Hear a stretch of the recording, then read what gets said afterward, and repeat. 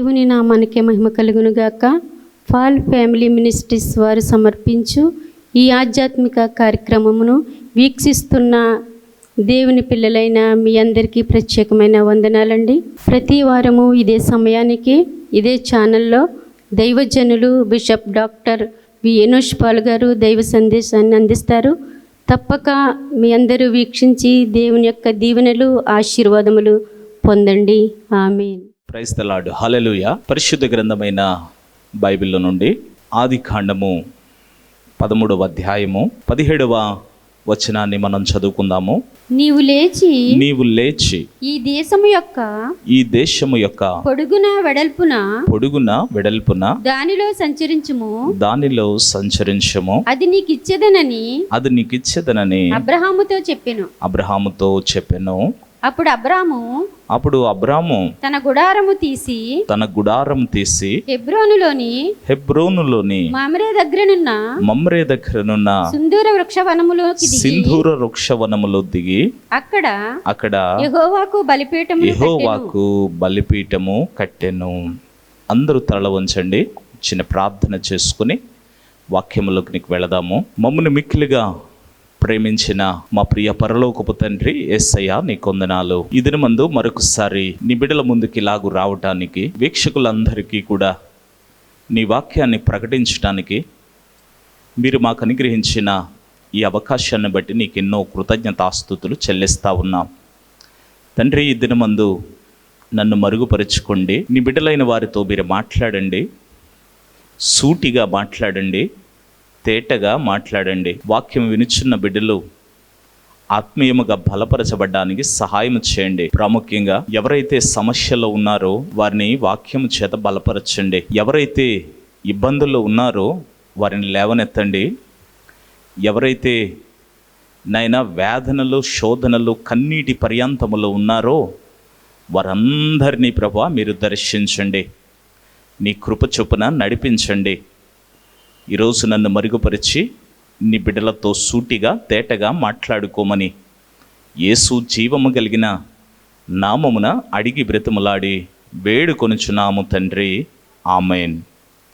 మన ప్రభును రక్షకుడును అయిన యేసుక్రీస్తు నామములో మరి యొక్క కార్యక్రమాన్ని వీక్షిస్తున్నటువంటి శ్రోతలైనటువంటి వారందరికీ కూడా యేసుక్రీస్తు నామమున ప్రత్యేకమైనటువంటి వందనములు తెలియజేస్తా ఉన్నాను. ప్రియులారా, ఈరోజు వాక్యాన్ని మనం నేర్చుకుందాము. ఈరోజు దేవుడు మనకి తెలియపరుస్తున్నటువంటి శ్రేష్టమైన విశేషమైన సంగతి ఏమనగా, ఈరోజు మరొకసారి ఆశీర్వాదముని గురించి దేవుడు మాట్లాడుతూ ఉన్నాడు. పరిశుద్ధ గ్రంథమైన బైబిల్లో మనందరికీ సుపరిచితులు అబ్రహాము తెలుసు, మనందరికీ సుపరిచితులు లోతు తెలుసు. ప్రియులారా, అబ్రహాము ఆశీర్వదించబడ్డాడు, లోతు కూడా ఆశీర్వదించబడ్డాడు. దేవుడు ఇరువురిని కూడా సమానంగా ప్రేమించాడు.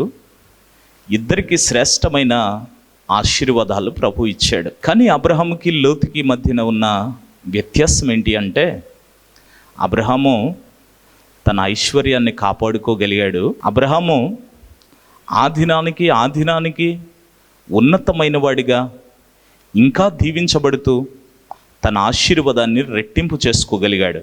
కానీ లోతు తన ఆశీర్వాదంలో క్షీణించిపోతూ పడిపోతూ తన ఆశీర్వాదాన్ని రోజుకి కోల్పోతూ, లోతు సరైనటువంటి ఆశీర్వాదాన్ని నిలుపుకోలేక తన ఆశీర్వాదాన్ని కాపాడుకోలేకపోయాడు. ఈరోజు దేవుడు మనకి నేర్పిస్తున్న పాఠం అబ్రహాములో నుండి లోతులో నుండి ఏంటి అంటే, అబ్రహాము ఎందుకు తన ఆశీర్వాదాన్ని ఐశ్వర్యాన్ని నిలబెట్టుకున్నాడు, లోతు ఎందుకు తన ఆశీర్వాదాన్ని ఐశ్వర్యాన్ని కోల్పోయాడు అనేటువంటి దాని గురించి దేవుడు ఈరోజు మనతో మాట్లాడబోతున్నాడు.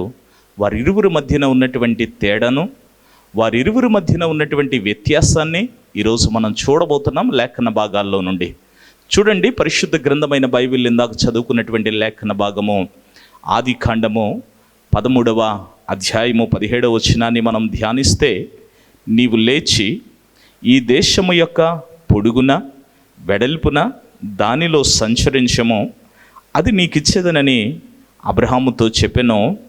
అప్పుడు అబ్రహాము తన గుడారము తీసి హెబ్రోనులోని మమ్రే దగ్గరనున్న సింధూర వృక్ష వనములో దిగి అక్కడ యెహోవాకు బలిపీఠము కట్టెను. ప్రైజ్ ది లార్డ్, హల్లెలూయా.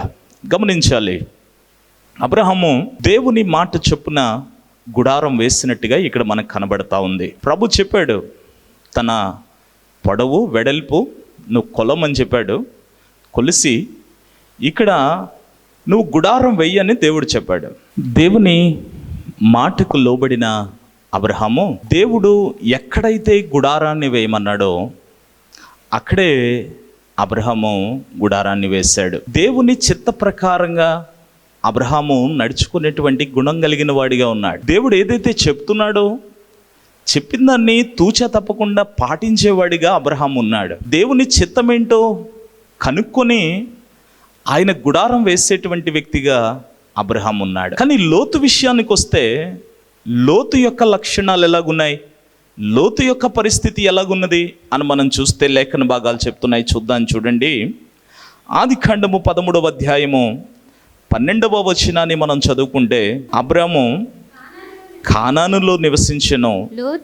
లోతు ఆ మైదానమందున్న పట్టణముల ప్రదేశములలో కాపురముండి సొదొమ దగ్గర తన గుడారము వేసుకొనెను. ప్రైజ్ గాడ్, హల్లెలూయా. ఇక్కడ లోతుకు సొదొమ దగ్గర గుడారం వేసుకోమని దేవుడు చెప్పలేదు. లోతుకు నువ్వు సొదొమ దగ్గర నివసిస్తే నీకు ఆశీర్వాదం అని దేవుడు చెప్పలేదు. అలాగని చెప్పి లోతు కూడా ప్రభుని అడగలేదు, తండ్రి నా గుడారం నేను ఎక్కడేసుకోవాలని అడగలేదు. మనం లేఖన భాగాల్ని పరిశీలన చేసినప్పుడు అతడు ఒక ఎత్తైన చెట్టుకెక్కి ఎక్కడ పచ్చిక బాగుంది అని చూసుకున్నాడు. తన కన్నులకు ఇంపుగా కనబడిన ఆ సొదొమ గుమర పట్టణాల దగ్గర తన యొక్క గుడారాన్ని వేశాడు. అంటే దేవుని చిత్తాన్ని లోతు పరీక్షించలేదు, తన ఇష్టాన్ని నెరవేర్చుకునేవాడిగా ఉన్నాడు. ఇక్కడ మనం గమనిస్తే, ప్రియులారా, నీవు నీ ఆశీర్వాదాన్ని నిలుపుకొని దినదినము నువ్వు అభివృద్ధి చెందాలి అంటే, నువ్వు ఉన్నతమైనటువంటి వ్యక్తిగా ఉండాలి అంటే, నీ ఆశీర్వాదము తరతరాలు కాపాడబడాలి అంటే అబ్రహాములాగా నువ్వు ఉండాలి. దేవుని చిత్తాన్ని పరీక్షించేవానిగా ఉండాలి. దేవుని ఇష్టమేంటో తెలుసుకొని దేవుని ఇష్ట ప్రకారంగా నువ్వు చేయగలిగితే అబ్రహాములాగా నీ ఆశీర్వాదాన్ని నిలబెట్టుకుంటావు. నీ చిత్తమేంటో నువ్వు గ్రహించి నీ ఇష్ట ప్రకారంగా నువ్వు నడుచుకుంటే లోతులాగా నువ్వు తప్పక పడిపోతావు. ఈ సత్యాన్ని నువ్వు చాలా జాగ్రత్తగా గమనించాలి.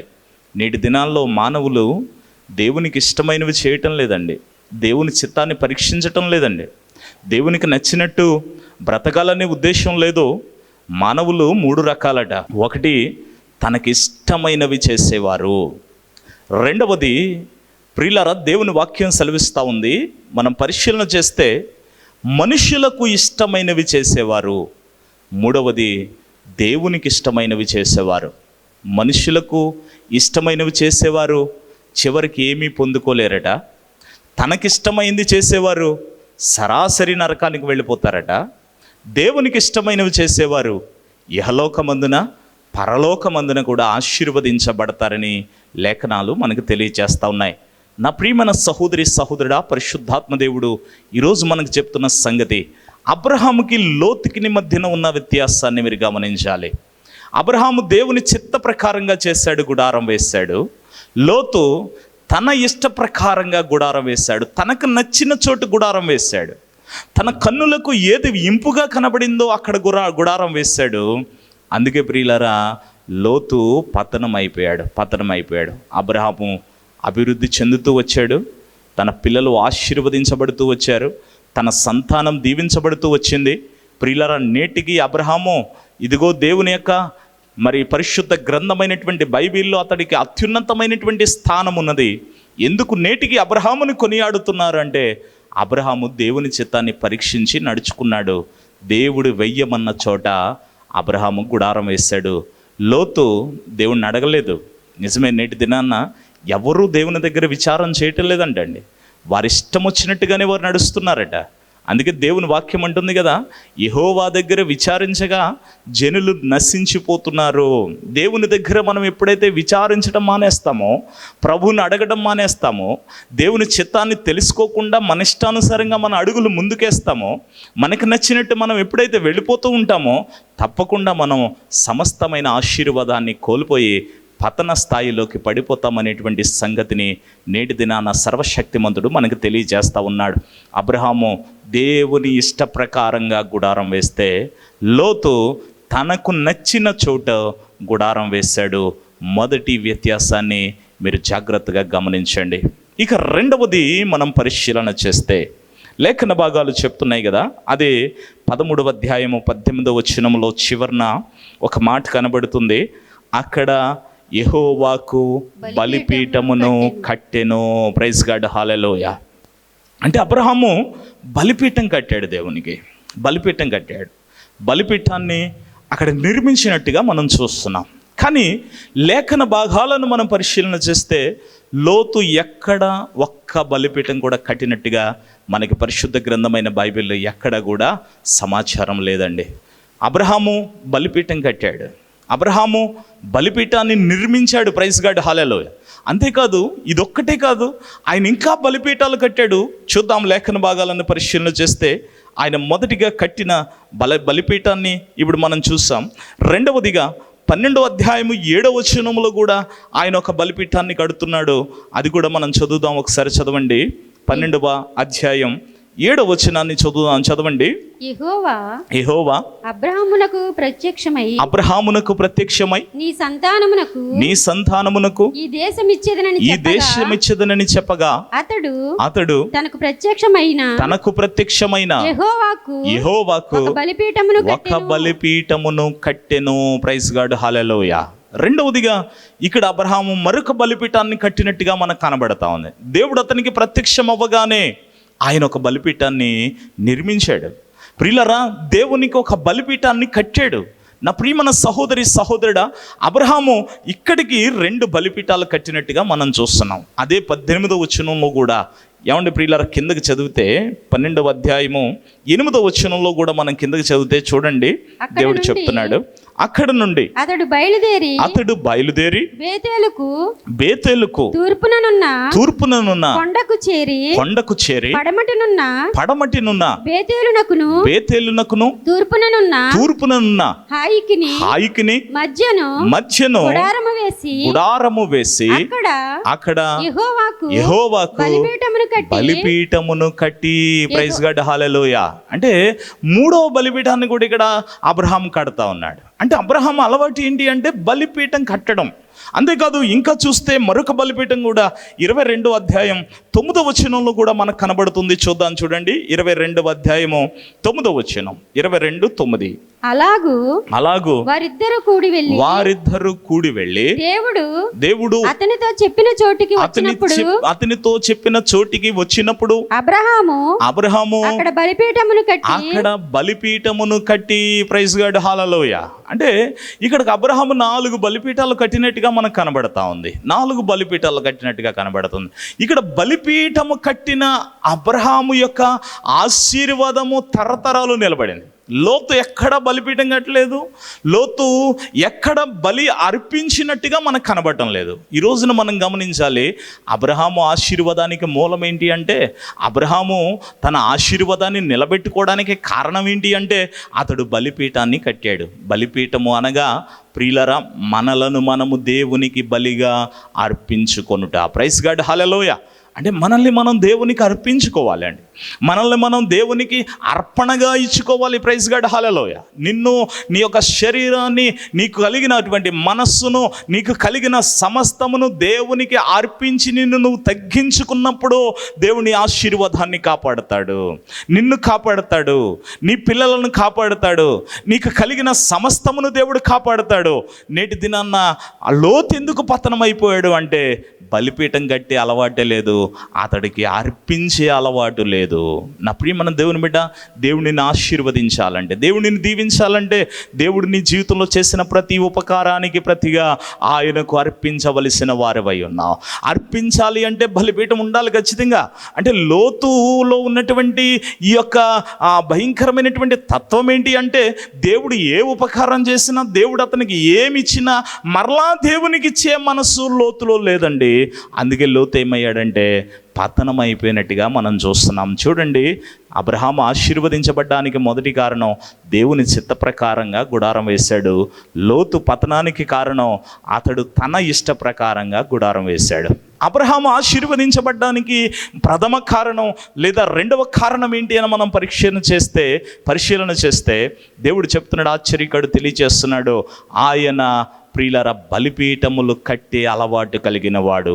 లోతును చూస్తే అతడు ఒక్క బలిపీఠం కూడా ఎక్కడ కూడా కట్టినట్టుగా మనకు కనబడటం లేదు. అందుకే లోతు పతనమైపోయాడు. తన ఆశీర్వాదాన్ని అందుకే కోల్పోవడాన్ని మనం చూస్తూ ఉన్నాం. నేటి దినాన నా ప్రియమైన సహోదరుడా, నీకు దేవుడు ఏ ఉపకారం చేసినా, ఏ మేలు చేసినా, అతడు నిన్ను నడిపిస్తున్నటువంటి విధానాన్ని బట్టి నువ్వు దేవునికి ఎల్లప్పుడూ కృతజ్ఞత బలిపీఠం యొద్ద చెల్లించువానిగా ఉంటే నీ ఆశీర్వాదము, నీ కుటుంబము తరతరాలు కాపాడబడుతుందని దేవుడు మనకు తెలియజేస్తూ ఉన్నాడు. అంతేకాదు, ఇంకా చూస్తే మూడవ ప్రత్యేకమైనటువంటి పరిస్థితిని కూడా మనం గమనిస్తే ఆదికాండం 13వ అధ్యాయము 18వ వచనంలో కూడా మనం పరిశీలన చేద్దాం. చూడండి, అదే వచనంలో మనం చూస్తే, అప్పుడు అబ్రహాము తన గుడారము తీసి హెబ్రోనులోని మమ్రే దగ్గరనున్న సింధూర వృక్ష వనములో దిగి, ప్రైజ్ గాడ్ హల్లెలూయా.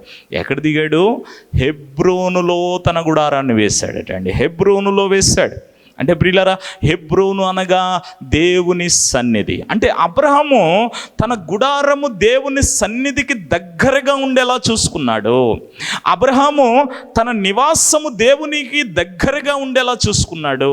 అబ్రహాము తన నివాసము దేవుని సన్నిధికి దగ్గరగా ఉండేలా చూసుకున్నాడు. కానీ లోతు విషయానికి వస్తే చూడండి, ఆదికాండం 14వ అధ్యాయం 12వ వచనంలో మనం చదివితే గమనిస్తే చూడండి, అక్కడ ఒక మాట కనబడుతుంది. మరియు అబ్రహాము సహోదరుని కుమారుడైన లోతు సొదొమలో కాపురం ఉండెను గనుక అతని ఆస్తిని పట్టుకొని పోగా, ప్రైజ్ గాడ్ హల్లెలూయా. అంటే ఇక్కడ మనం గమనిస్తే లోతు ఎక్కడ తన యొక్క నివాసం ఉంచాడు అంటే సొదొమకు దగ్గరలో తన నివాసాన్ని ఉంచాడు. సొదొమ ప్రజలందరూ పాపంతో నిండిన వారు. సొదొమ గొమొర్రా పట్టణస్థులు శాపంతో నిండిన వారు. సొదొమ గొమొర్రా పట్టణస్థులు మరి ప్రియులారా లోక సంబంధులుగా ఉన్నారు. అంటే ప్రియులారా, లోతు తన గుడారం ఎవరికి దగ్గర వేసుకున్నాడంటే లోకానికి దగ్గరగా తన గుడారాన్ని ఉంచాడు. కానీ అబ్రహాం అయితే హెబ్రోనుకు దగ్గరలో తన గుడారాన్ని ఉంచాడు. హెబ్రోనుకు దగ్గరలో తన గుడారాన్ని వేయగా ప్రియులారా, అంటే దేవుని సన్నిధికి అబ్రహాము తన గుడారాన్ని దగ్గరగా ఉంచినప్పుడు నా ప్రియమైన దేవుని బిడ్డలారా, అబ్రహాము ఆశీర్వాదం కాపాడబడుతూ వచ్చిందండి. ఈనాటి దినాన్న దేవుడు నీకు చెప్తున్నటువంటి సంగతి ఆశ్చర్యకరుడు నీతో మాట్లాడుతున్నటువంటి విషయం ఏంటి అంటే, నీవు నీ గుడారాన్ని, నీ ఇంటిని, నీ జీవితాన్ని, నీ హృదయం అనే ఇల్లును, నీ బ్రతుకును దేవుని దగ్గరగా ఉంచినప్పుడు నువ్వు అబ్రహాములాగా కాపాడబడతావు. నీ ఆశీర్వాదం అబ్రహాము ఆశీర్వాదం వలె కాపాడబడుతుంది. కానీ సొదొమకు దగ్గరగా ఉన్నటువంటి లోతు పాపానికి దగ్గరగా ఉన్నాడు, లోకానికి దగ్గరగా ఉన్నాడు, లోక ప్రజలకు దగ్గరగా ఉన్నాడు, లోక సంబంధమైనటువంటి పరిస్థితులతో అతడు సహవాసం చేశాడు కనుక లోతు తన ఆశీర్వాదంలో పతనమైపోవడాన్ని మనం చూస్తూ ఉన్నాం. ఈ రోజున నా ప్రియమైన దేవుని బిడ్డలారా, చూడండి, అబ్రహాము ఆశీర్వాదం నిలబెట్టుకోవడానికి మొదటి కారణం ఏంటి అంటే తను దేవుని చిత్త ప్రకారంగా గుడారాన్ని వేశాడు. రెండవదిగా మనం చూస్తే ప్రియులారా, అబ్రహాము రెండవ ప్రియులారా కారణం ఏంటి అంటే అతడు బలిపీఠములను కట్టాడు. ప్రియులారా, మూడవదిగా అతడు తన గుడారాన్ని దేవుని సన్నిధికి దగ్గరగా ఉంచాడు. Praise God hallelujah. అంతేకాదు, ఇంకా మనం చూస్తే లేఖన భాగాలను మనం పరిశీలన చేస్తే ఆదికాండము 18వ అధ్యాయం 6వ వచనాన్ని కూడా మనం చదివితే అబ్రహాము గురించి మరొక మంచి మాట మనకు కనబడుతుంది. చదువుదాం చూడండి, ఆదికాండం 18వ అధ్యాయం 6వ వచనాన్ని చదువుకుందాం. అబ్రహాము గుడారములోనున్న శారా యొద్దకు త్వరగా వెళ్ళి నీవు త్వరపడి 3 మానికల మెత్తని పిండి తెచ్చి పిసికి రొట్టెలు కార్యాలు చేయమని చెప్పాను. ప్రైజ్ గాడ్, హల్లెలూయా. అంటే ఈ యొక్క వాక్య భాగాన్ని మనం పరిశీలన చేసినప్పుడు ప్రియులారా, ఇక్కడ అబ్రహాము ఆతిథ్యము సిద్ధపరిచేటువంటి సమయం ఇది. దేవుడు మరి అబ్రహాము ఇంటిని దర్శించడానికి వచ్చినప్పుడు, దేవదూతలు అబ్రహాము ఇంటిని దర్శించడానికి వచ్చినప్పుడు, ఇప్పుడు ప్రియులారా అబ్రహాం చెప్తున్నాడు, తన భార్యకి చెప్తున్నాడు, నువ్వు వెళ్ళి 3 మానికల మెత్తన పిండి సిద్ధపరచమని చెప్పాడు. అంటే ప్రియులారా, ఇక్కడ మనం చాలా జాగ్రత్తగా గమనించాలి. అబ్రహాము ఆతిథ్యం ఇస్తున్నాడు. అంతేకాదు, మీరు అనుకోవచ్చు, మరి లోతు ఆతిథ్యం ఇవ్వలేదా? ఆ లోతు కూడా ఆతిథ్యం ఇచ్చాడు. ఆయన ఇచ్చిన ఆతిథ్యాన్ని కూడా మనం పరీక్ష చేస్తే చూడండి. ఆదికాండం 19వ అధ్యాయం 3వ వచనాన్ని కూడా మనం ఒకసారి చదువుకుందాం. చదవండి. అయినను అతడు మిక్కిలి బలవంతము చేసినప్పుడు వారు అతని తట్టు తిరిగి అతని ఇంట ప్రవేశించిరి. అతడు వారికి విందు చేసి, ప్రైజ్ గాడ్, హల్లెలూయా. అంటే ఇక్కడ లోతు కూడా ప్రియులరా ఆతిథ్యం ఇచ్చాడు. అంటే లోతు ఇంటికి కూడా దేవుడు వచ్చాడు, లోతు ఇంటికి కూడా దేవదూతలు వచ్చాయి, అబ్రహాము ఇంటికి దేవదూతలు వచ్చాయి, అబ్రహాము ఇంటికి దేవుడు వచ్చాడు. అయితే ఇద్దరు కూడా ఆతిథ్యం చేస్తున్నారు. కానీ ఇక్కడ మనం గమనించవలసినటువంటి వ్యత్యాసం ఏంటి అంటే, ఇక్కడ అబ్రహాము తన భార్యతో విందు సిద్ధం చేస్తున్నాడు. అంతేకాదు, ఇంకా అక్కడ కిందకు చదువుకుంటూ పోతే తన పనివారికి కూడా కొన్ని పనులను అప్పగించినట్టుగా మనం చూస్తున్నాం. కానీ లోతు విషయానికి వస్తే లోతు ఒక్కడే ఆ విందు సిద్ధం చేసినట్టుగా మనకు కనబడతా ఉంది. అంటే ప్రియులారా, తన కుటుంబాన్ని అబ్రహాము బాగుగా వెళ్తున్నాడు. అబ్రహాము తన కుటుంబాన్ని దేవుని పనిలో నిమగ్నం చేస్తున్నాడు. అబ్రహాము తన కుటుంబాన్ని చక్కగా నడిపించుకుంటున్నాడు. అబ్రహాము భార్య తన యొక్క పనిలో సహకారిగా ఉంది. అబ్రహాము పనివారు అబ్రహాముకు సహకారులుగా ఉన్నారు. కానీ లోతు మాత్రం ఒంటరిగా పోరాటం చేస్తున్నాడు. ఈ దినాన, నేటి దినాన మనం చాలా జాగ్రత్తగా గమనించాలి. చాలా కుటుంబాలు ఎందుకు పతనం అయిపోతున్నాయంటే, చాలా కుటుంబాలు ఎందుకు దీవించబడలేకపోతున్నాయంటే, కుటుంబాన్ని రక్షించుకోపోవడం వల్లనే. లోతు తన కుటుంబాన్ని సరైన మార్గంలో నడిపించుకోలేకపోయాడు. చివరికి తన భార్య కూడా ఆతిథ్యం ఇచ్చే విషయంలో సహకరించట్లేదు. అంటే తన భార్య అక్కడ కనబడటం లేదు. అంటే అసలు లోతే ఆ విందును సిద్ధం చేసినట్టుగా అక్కడ రాయబడి ఉన్నది. అంటే లోతు భార్య ఎక్కడున్నది, లోతు భార్య ఏమైంది, లోతు పిల్లలు ఏమయ్యారు, లోతు పనివారు ఏమయ్యారు, వారెవ్వరు కూడా ప్రియులారా లోతుకు సహకరించినట్టుగా మనకు కనబడటం లేదు. పరిశుద్ధాత్మ దేవుడు ఆశ్చర్యకడి దినమందు తెలియజేస్తా ఉన్నాడు. కానీ అబ్రహాం అయితే తన భార్య అయిన శారా అబ్రహాముకి సహకారిగా ఉంది. తన పనివారితో అంటున్నాడు, అబ్రహాము, నువ్వు వెళ్ళి శ్రేష్టమైనటువంటి మందలో నుండి ఒక ప్రియులారా ప్రథమ ఫలాన్ని దేవుని కొరకు నువ్వు అర్పించమని సిద్ధపరచమని పనివాని కూడా చెప్తా ఉన్నాడు. అంటే ప్రియులారా, ఈ రోజున చాలా కుటుంబాల్లో ప్రియులారా కుటుంబం ఒకరికొకరు సహకరించుకునేటువంటి పరిస్థితి లేదు. చాలా కుటుంబాల్లో ప్రియులారా ఒకరికొకరు ప్రియులారా అందరూ కలిసి దేవుని పని చేసేటువంటి పరిస్థితి లేదు.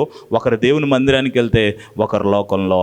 ఆలోచన చేస్తే ప్రియులారా, భార్య భర్త పిల్లలు కలిసి దేవుని మందిరానికి వెళ్ళలేనటువంటి పరిస్థితి, ఒక యజమానుడు కుటుంబాన్ని సరిగా నడిపించుకోలేనటువంటి పరిస్థితి, దేవుని వైపుకు తిప్పలేనటువంటి పరిస్థితి, దేవుని బిడ్డలుగా ఉంచలేనటువంటి పరిస్థితి. అబ్రహాము తన కుటుంబం అంతటిని దేవుని పనిలో ఇన్వాల్వ్ చేయగలిగితే లోతు ఒక్కడే ఒంటరి పోరాటం చేస్తున్నాడండి. నేటి దినాన్న ప్రియులారా, చాలా కుటుంబాల్లో చాలామంది స్త్రీలు ఒంటరి పోరాటం చేస్తున్నారు. చాలా కుటుంబాల్లో చాలామంది ఒంటరిగా పురుషులు మాత్రమే పోరాటం చేసేవారిగా ఉన్నారు. చాలా కుటుంబాల్లో ప్రియులారా సరైనటువంటి ప్రియులారా భక్తి విధానం కుటుంబానికి అంతటికీ అలవర్చుకోలేనటువంటి పరిస్థితులు మనం చూస్తూ ఉన్నాం. దేవుని వాక్యం చెప్తుంది, అబ్రహాము ఎందుకు తన ఆశీర్వాదాన్ని నిలబెట్టుకున్నాడంటే, నా ప్రియమైన దేవుని బిడ్డలారా, పరిశుద్ధాత్మ దేవుడు చెప్తున్న సంగతి, అబ్రహాము తన కుటుంబాన్ని అంతటినీ దేవుని వైపు త్రిప్పుకోగలిగాడు. కానీ లోతు వస్తే లోతు విషయానికి వస్తే లోతు తను ఒక్కడే పోరాటం చేస్తున్నాడు, ఒక్కడే ఒంటరిగా ఆతిథ్యం ఇస్తూ ఉన్నాడండి. ఒంటరిగా ఆతిథ్యం ఇస్తున్నాడు ప్రియులారా. అందుకే లోతు తన యొక్క ఆశీర్వాదాన్ని పోగొట్టుకున్నాడండి. నీ కుటుంబం అంతా రక్షించబడకపోతే, నీ కుటుంబం అంతా ప్రభువుని తెలుసుకోకపోతే, నువ్వు ఒక్కదానివే దేవునికి ఇష్టమైనటువంటి మార్గంలో నడుస్తున్నట్లయితే, నీ యొక్క కుటుంబాన్ని నువ్వు రక్షించుకోకపోతే నీ ఆశీర్వాదం నిలబడదు. దేవుడు ఖచ్చితంగా చెప్తున్నాడు. అందుకే దేవుని వాక్యం ఉంటుంది కదా, ఎవడైనాను స్వకీలను విశేషముగా తన ఇంటి వారిని రక్షించుకోకపోతే వాడు విశ్వాస త్యాగం చేసిన వాడే అవిశ్వాసి కంటే మికిలి చెడ్డవాడని చెప్తా ఉంది. కనుక నా ప్రియమైన సహోదరుడా, అబ్రహాములాగా నీవు నీ భార్యను రక్షించుకోవాలి, అబ్రహాములాగా నీవు నీ భర్తను రక్షించుకోవాలి, అబ్రహాములాగా నీవు నీ పిల్లల్ని రక్షించుకోవాలి. లోతు వల్లే ఒకవేళ నువ్వు ఒంటరి పోరాటం చేస్తున్నావేమో, ఒంటరిగానే దేవుని స్తుతిస్తున్నావేమో, ఒంటరిగానే దేవుని మందిరానికి వెళుతున్నావేమో, ఒక్కడవే ప్రియులారా ప్రయాసపడుతున్నావేమో, ఒక్కడవే నా ప్రియమైన దేవుని బిడ్డ స్నేహితుడా, పరిశుద్ధాత్మ దేవుడు చెప్తున్నాడు, ఒక్కడవే ఒంటరి పోరాటం చేస్తున్నట్లయితే నీ ఆశీర్వాదం సరైనదిగా ఉండదు అని చెప్పి పరిశుద్ధాత్మ దేవుడు మనకు తెలియజేస్తున్నాడు. అబ్రహాము చూడండి, తన కుటుంబాన్ని అంతటిని దేవుని వైపు తిప్పుకోగలిగాడు. అందుకే అబ్రహాము ఇల్లు ఆశీర్వదించబడింది. అబ్రహాము తన యొక్క ఆశీర్వాదాన్ని తరతరాలకు కూడా ఇవ్వగలిగాడు. కానీ లోతు మాత్రం తన ఆశీర్వాదాన్ని కోల్పోయాడు. అంతేకాదు, అబ్రహాముకి లోతుకి మధ్యనున్న వ్యత్యాసం ఏంటి అంటే, అబ్రహాము విశ్వాసులకు తండ్రిగా గొప్పవాడిగా కొనియాడబడుతుంటే, ఈనాటి దినాన్న ఎవరైనా దేవుని గురించి చెడుగా మాట్లాడాలంటే, ఎవరైనా పరిశుద్ధ గ్రంథమైనటువంటి బైబిల్ గురించి మరి చెడ్డగా వక్రీకరించాలి అంటే, వారికి ప్రధానమైన మూలమైన కారణంగా లోతు కుటుంబం కనబడతా ఉన్నాయి. అందుకే ప్రియులారా, పరిశుద్ధాత్మ దేవుడి దినమందు చెప్తున్నాడు, నీవు దీవించబడాలంటే, నీ ఆశీర్వాదాన్ని నిలబెట్టుకోవాలంటే లోతులాగా నీ కుటుంబాన్ని గాలికి వదిలేయకుండా, లోతులాగా నీ కుటుంబం పట్ల ఒక భారం లేకుండా, లోతులాగా ఒక బాధ్యత లేనటువంటి వ్యక్తిగా నువ్వు ఉండొద్దు. నీ పిల్లల్ని, నీ యొక్క కుటుంబాన్ని, నీ భార్యను సరైనటువంటి క్రమంలో నువ్వు నడిపించుకోవాలి. ఒక భార్యగా నువ్వు ఉన్నట్లయితే నీ భర్తను, నీ పిల్లల్ని సరైనటువంటి క్రమంలో నడిపించుకోవాలి. అలా నడిపించుకోగలిగితే నీ ఆశీర్వాదం తరతరాలు నిలబడుతుంది. నువ్వు రాబోయే రోజుల్లో ఒక మార్గదర్శిగా దేవుని చేత నువ్వు నిలబెట్టబడతావు. గనుక నా ప్రియమైన దేవుని బిడ్డ, పరిశుద్ధాత్మ దేవుడు చెప్తున్నాడు, అబ్రహాముకి లోతుకి మధ్యనున్న వ్యత్యాసాల్లో మొదటిది ప్రియులారా, అబ్రహాము దేవుని చిత్త ప్రకారంగా గుడారం వేస్తే, లోతు తనకు నచ్చిన చోట తనకిష్ట ప్రకారంగా గుడారం వేశాడు. అంతేకాదు, అబ్రహాము బలిపీఠాలు కట్టే అలవాటు కలిగిన వాడిగా ఉంటే, లోతు ఎక్కడ ఒక బలిపీఠం కూడా కట్టలేదు. అందుకే తన ఆశీర్వాదంలో పతనమైపోయాడు. అంతేకాదు, ఇంకా చూస్తే అబ్రహాము తన యొక్క నివాసాన్ని లేదా తన గుడారాన్ని హెబ్రోనుకు దగ్గరలో వేస్తే, ప్రియులారా, లోతు తన గుడారాన్ని, తన నివాసాన్ని సొదొమకు దగ్గరగా వేశాడు. అందుకే ప్రియులారా, తన ఆశీర్వాదంలో లోతు పతనమైపోయాడు. అందుకే ప్రియులారా, ఈ రోజున నువ్వు తరతరాలకు మార్గదర్శిగా ఉండాలంటే, నీ ప్రార్థన, నీ భక్తి, నీ విశ్వాసము, నీ పిల్లల్ని, తరతరాలని కాపాడాలంటే నువ్వు అబ్రహాములాగా జీవించు. తప్పక దేవుడు నిన్ను ఆశీర్వదించడానికి ఇష్టపడుతున్నాడు. ఈ దినమందు ఈ కార్యక్రమాన్ని వీక్షిస్తున్నటువంటి మిమ్మల్ని అందరినీ కూడా దేవుడు బహుగా దీవించునుగాక. సర్వశక్తిమంతుడా, నీకు వందనాలు అమ్మా. ఈ యొక్క మరి కార్యక్రమాన్ని వీక్షిస్తున్నటువంటి మీలో ఒకవేళ ఎవరైనా బలహీనతతో ఉంటే, మీ 2 చేతులు జోడించి ప్రభుకు నమస్కరించండి.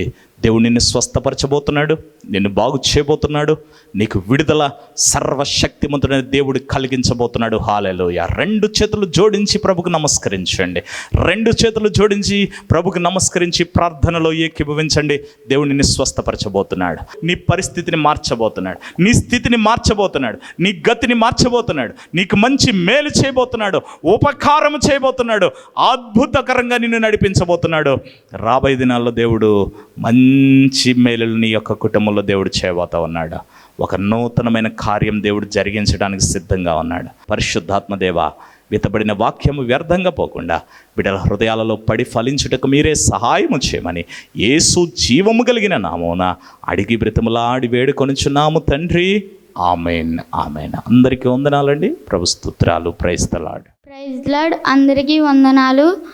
ఇంతవరకు ఈ ఆధ్యాత్మిక కార్యక్రమాన్ని వీక్షించుచున్న మీకు ఏదైనా ప్రార్థన అవసరత ఉంటే ఈ స్క్రీన్ మీద కనిపించే ఫోన్ నెంబర్కి కాల్ చేయగలరు. మీకోసం తప్పక ప్రార్థిస్తాం. మా ఫోన్ నెంబర్ 7981258890. రెండవ నెంబర్ 8374103371. ఆమెన్. అందరికీ వందనాలండి.